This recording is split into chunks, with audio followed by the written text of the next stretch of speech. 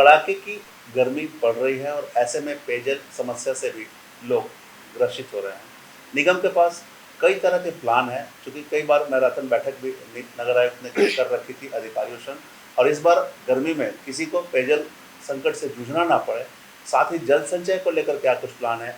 अब चूँकि बरसात भी आने वाले हैं, तो ऐसे में जल जमाव ना हो, नालियों के पास जो अतिक्रमण है उसे लेकर भी जल जमाव की स्थिति उत्पन्न होती है। क्या कुछ प्लान है? हम सीधे नगर आयुक्त रविराज शर्मा जी से जुड़ते हैं और जानते हैं कि इस बार क्या कुछ व्यवस्थाएँ हैं। सर, चूँकि अभी कड़ाके की गर्मी पड़ रही है, पेयजल को लेकर लगातार आपने मैराथन बैठक भी कर रखा था, कई तरह के दिशा निर्देश दिए थे। बावजूद पेयजल संकट से लोग जूझ ही रहे हैं अभी। क्या कुछ ऐसी प्लान है आपके पास जो इस सभी समस्याओं से निजात लोगों को मिलेगी? देखिए, धनबाद में जो पेयजल आपूर्ति की योजना है, उसमें निगम के अंतर्गत कुछ योजनाएं हैं जिसको कि DSNW कार्यान्वित करता है। जी। इसमें मैथन जलापूर्ति योजना है, जमाटवा की जनन योजना है, सिंदरी पैकेज है, इसके बाद ये है कतरास में एक योजना है। इसके अलावा माडा की ओर से भी जलापूर्ति योजनाएं चल रही है। मतलब चाची से हम लोग जलापूर्ति करते हैं, के साथ साथ हम लोग जमाटवा से भी हम लोग जलापूर्ति करते हैं। देखिए, सभी जगह जलापूर्ति सामान्य अभी चल रही है। मैथन में कुछ दिनों पहले आप देखे होंगे कि बिजली को लेकर के दिक्कत हुई थी। DVC ने बिजली सप्लाई काट दी थी, क्योंकि उसका पेमेंट नहीं हुआ था। हम लोगों ने त्वरित कार्रवाई करते हुए फिर उसको रिक्वेस्ट किया और हम लोगों ने उसको विद्युत आपूर्ति बहाल कराई है। अभी एक वीक पहले रेलवे के द्वारा जो माडा का पाइपलाइन था लोयाबाद में, वो उसको क्षतिग्रस्त कर दिया गया है। कल हम लोगों ने उसको बहुत मेहनत के बाद हम लोगों ने उसको कल से फिर से उसको हम लोग रीचेक कर दिया है। कल से वाटर सप्लाई स्टार्ट हो गया है। जमाटवा में जो स्कीम है, 2 वहाँ पर योजनाएं हैं, एक तो निगम की है और एक माडा की है। तो वहाँ पर बिजली की दिक्कत हो रही थी, वहाँ पर बिजली कटौती काफ़ी ज़्यादा हो गई थी। और DVC का जो ट्रांसफार्मर था वो ख़राब हो गया था। इसके बावजूद भी हम लोगों ने रिक्वेस्ट किया था JCB से। उन्होंने ये इंश्योर किया कुछ दिनों के बाद कि जितनी चाहिए बिजली उतनी जलापूर्ति के लिए भी बिजली दी जाएगी। तो जलापूर्ति योजना में कभी कोई दिक्कत नहीं हुई है। कभी कभी कहीं पाइप लीकेज के कारण या फिर बिजली नहीं रहने के कारण जलापूर्ति योजनाएं बाधित रही हैं, लेकिन अब तक हम लोगों ने ये कोशिश किया है कि जलापूर्ति समान तरीके से होती है। सर, मतलब जैसा आप बता रहे थे, कहीं कहीं कुछ बाधित हुई है आपूर्ति पाइप फट जाने से या फिर अन्य कारणों से, तो अभी सभी दुरुस्त कर लिए गए हैं। तो कभी सभी दुरुस्त कर लिए गए हैं। लीकेज तो होते रहते हैं बेसिकली। जो माडा की जो पाइपलाइन है वो करीब करीब 70 ईयर्स पुरानी पाइप्स है। उसके अलावा जो तोपचाची का जो पाइपलाइन है वो करीब 100 साल पुराना वाटर सप्लाई स्कीम है। तो कई जगह पर पाइप, चूँकि इतनी पुरानी पाइप हो गई है, तो ख़राब तो होते रहते हैं। तो हम लोगों ने ये भी देखा है कि झरिया एरिया में या फिर केंदुआ एरिया में लोग जानबूझ करके पाइपलाइन को क्षतिग्रस्त करते हैं। बट हम लोग उसको लगातार उसका रिपेयरिंग करते रहते हैं ताकि वाटर सप्लाई समान हो। फिर भी कई जगह पर ये समस्या हमें मिलती है देखने को कि लोग जानबूझ कर, स्थानीय लोग जानबूझ करके पानी जो पाइपलाइन है उसको क्षतिग्रस्त कर देते हैं। सर, एक समस्या और है, जैसे कि आपकी सप्लाई की आपूर्ति की जो पाइप हैं, तो उसमें बहुत सारे बीच से अवैध कनेक्शन भी ले लिए जाते हैं, जिसके कारण ये समस्या आती है कि लोगों को जो वाटर मिलने चाहिए जितने प्रचुर मात्रा में, वो नहीं मिल पाता है। साथ ही जो पाइप से प्रेशर बनना चाहिए वो नहीं बन पा रहा है, तो उस पर रोक क्यों नहीं लग पा रही है? देखिए, प्रेशर की 2 समस्या। एक तो है कि बहुत जगह पर लोगों ने अवैध कनेक्शन लिया हुआ है।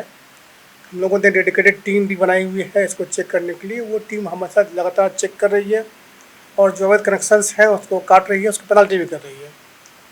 और कहीं कहीं पर टोपोग्राफी है कि काफ़ी लो लैंड है, पाइप का जो ग्रेडियंट है काफ़ी ज़्यादा है, तो नीचे पानी जाता है, ऊपर पानी रह नहीं पाता है। ऐसे जगह पर कई बार हुआ है कि पानी का प्रेशर बहुत कम रहता है, या फिर अगर अपलैंड है, लो लैंड से पानी जा रहा है तो वहाँ तक पानी पहुँचता नहीं।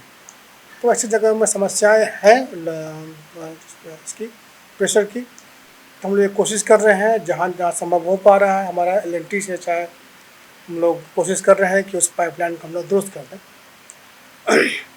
अभी हमने जो जामाडोवा से जो पैकेज था JNRM का, पहले 70 ml था सप्लाई, अब इसको 47 इसको हम लोग 47 MLD कर दिए हैं, तो 30 MLD पानी हम लोग वहाँ ज़्यादा लोगों को सप्लाई कर रहे हैं।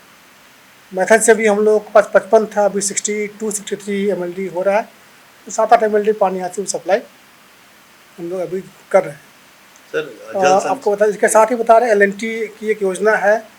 हम लोगों ने LNT को कहा है कि वो धांगी पहाड़ को चालू कर दें, तो हम लोग अपने एग्जिस्टिंग जो हमारा वाटर सप्लाई उससे हम लोग 5 से 8 MLD पानी उनको हम लोग दे पाएंगे। कब से होने तो उनका वाला है? कमिटमेंट है कि हम लोग उन लोग 3 महीना में वो काम पूरा कर देंगे। मतलब ये तो गर्मी में उम्मीद नहीं मुझे होगी? उम्मीद नहीं है, कभी उम्मीद नहीं है, बट मुझे उम्मीद है कि अगले 3 महीने में अगर LNT उसको पूरा कर देती है, जी उस परियोजना का एक पार्ट जो है, जी जी।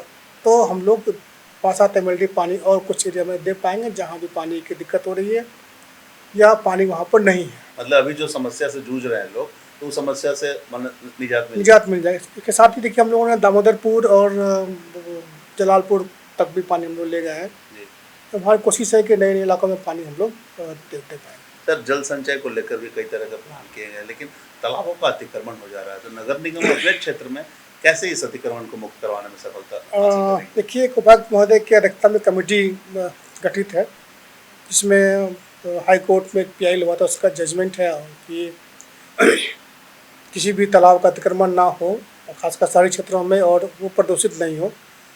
इसकी बैठकें लगातार हो रही हैं। हम लोग जिसमें CO हैं जो निगम क्षेत्र में है, उनसे हम लोगों ने रिपोर्ट मांगा है कि कितने तालाब निगम क्षेत्र में है और कितने में अतिक्रमण हो रहे हैं या हो गए हैं।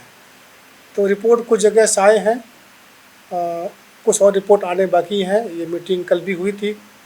सभी CO को निर्देशित किया गया उपायुक्त महोदय के द्वारा कि ये रिपोर्ट 1 सप्ताह के अंदर उपलब्ध करा दें और ये इंश्योर करें कि किसी भी तालाब का अतिक्रमण ना होने पाए। सर जैसे कि आप बता रहे हैं लिस्ट मांगे जा रहे हैं, तो कई जगह ऐसे भी मामले आए हैं कि कागज में से तालाब को हटा दिया गया है, वैसे में उसके अस्तित्व को मिटा दी गई, तो वहाँ पर जो अतिक्रमण वो कैसे हटेगा? देखिए, अंचल अधिकारी का ये काम है, और सभी CO को ये कहा गया है कि जो भी खतियान में जो तालाब थे या उसके बाद जो तालाब बने हैं, जो डॉक्यूमेंट्री जिनका एविडेंस है, उन तालाबों को सब चेक करें, जाके फिजिकली उसको ये करें, वेरीफाई करें कि वहाँ तालाब थे, अभी तालाब है। तो वो रिपोर्ट CO से अभी आएगा। इसमें एक कमेटी बना दी गई, इसमें CO रहेंगे और जो नगर निगम के सिटी मैनेजर्स हैं उनको हम लोग उसमें टैग कर रहे हैं, साथ में कर्मचारी हैं और CI हैं, अमीन हैं, तो जाकर के चीज़ों को देखेंगे और वो रिपोर्ट करेंगे। एक बात और हम समझना चाहेंगे सर, चूँकि अब बरसात आ रहा है, जल जमाव की संकट अक्सर धनबाद में देखने को मिलती है, हल्की सी बारिश होती नहीं कि जल जमाव हो रहा है, तो इसे निजात कैसे पाएंगे? जल जमाव की समस्या बहुत कम क्षेत्रों में है बेसिकली। जी कुछ तो है कि जो लो लैंड में लोग बसे हुए हैं वहाँ पर प्रॉपर ड्रेनेज नहीं है, या लो लैंड है तो ऑटोमेटिकली पानी का बहाव उधर होता है। तो कभी अगर ज़्यादा बारिश होती है तो फ्लैश फ्लड आने का वहाँ रहता है, चांस रहता है, बट वो पानी 2 घंटे में निकल जाता है।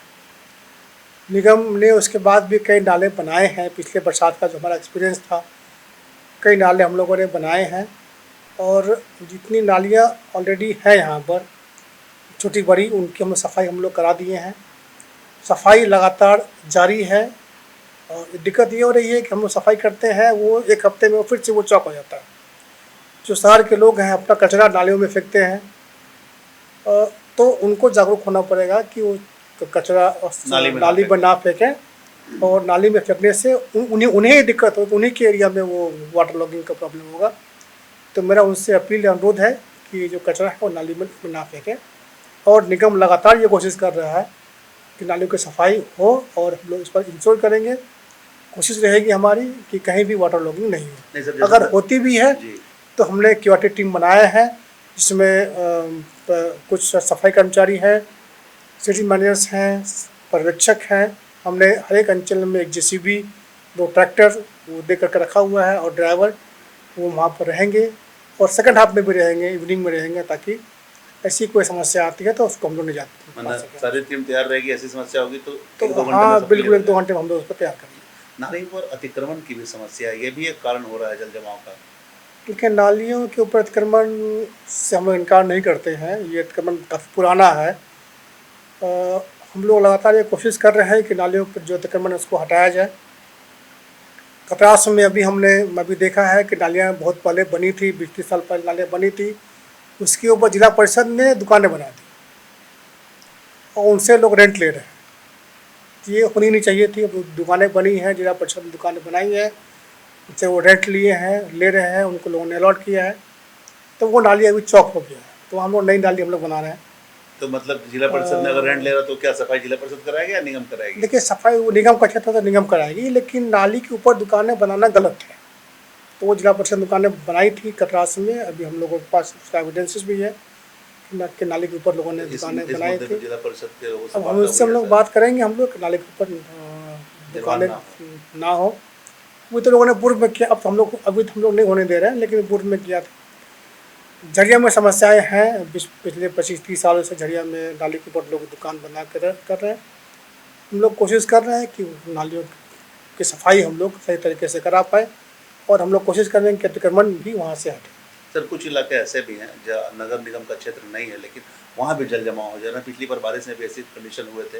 हालांकि आपके इलाके में कुछ धनबाद क्लब के पास हो, चाहे गिरवाल कॉलोनी हो, या फिर CMRI के पास में हो, या तो अभी जो आप बनाए ISM के पास में, जो वहाँ पर भी जल जमाव की स्थिति उत्पन्न हो जाती है। देखिए, 3-4 जगह आइडेंटिफाइड यहाँ पर हैं। एक तो जलान अस्पताल के पीछे का भाग है, गिरवाल कॉलोनी है, मित्रा गली है, या फिर वृंदावन कॉलोनी है।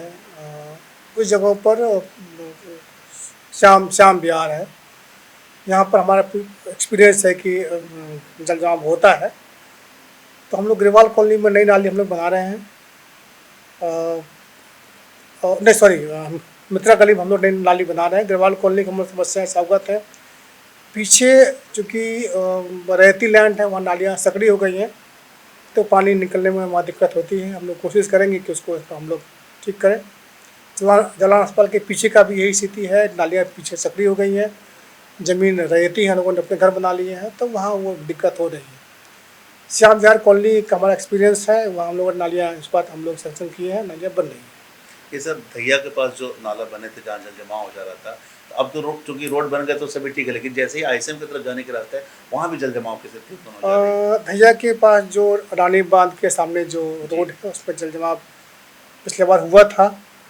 स्थानीय लोग के हम लोग कहने पर हम लोगों ने एक स्कीम भी टेकअप किया है, और वो स्कीम हमारी बन रही है। लेकिन जो धीरेन्द्रपुरम के लोग हैं, वो चाहते नहीं कि वो स्कीम बने, लेकिन हमारी कोशिश है कि वो स्कीम, वो नाली बन, ताकि ये जो समस्याएं हो रही हैं, पानी जो रुकता है, उससे हम लोग निजात पा सकें। हम लोग कोशिश कर रहे हैं कि ये समस्याएं दूर हो जाए। मतलब कुल मिलाकर इस बार पूरी तैयारी निगम की है। हाँ, निगम हम लोग कोशिश कर रहे हैं कि पिछले बार से और बेहतर हम लोग उस पर हम लोग कर पाएँ। तो ये नगर आयुक्त रविराज शर्मा जी थे, और इस बार इन्होंने स्पष्ट बताया कि पिछली बार का एक्सपीरियंस जो इन्होंने अनुभव यहाँ देखा था, और कई युद्ध स्तर पर कार्य भी हुए थे, इसे लेकर इस बार ये तैयार है और पूरी तैयारी कर रखी है। इन्होंने स्पष्ट कहा है कि इस बार जल जमाव जहाँ भी होगी, नालियों में गंदगी ना, कड़ा, जितने भी कचरा वो ना फेंके। इन्होंने अपील किया है लोगों से कि आप कचरा ना फेंके नालियों में, ताकि जल जमाव ना हो। और अगर जल जमाव होते भी हैं तो इन्होंने टीम बना रखा है जो 1 घंटे के अंदर सभी जल जमाव की निकासी करा देगा।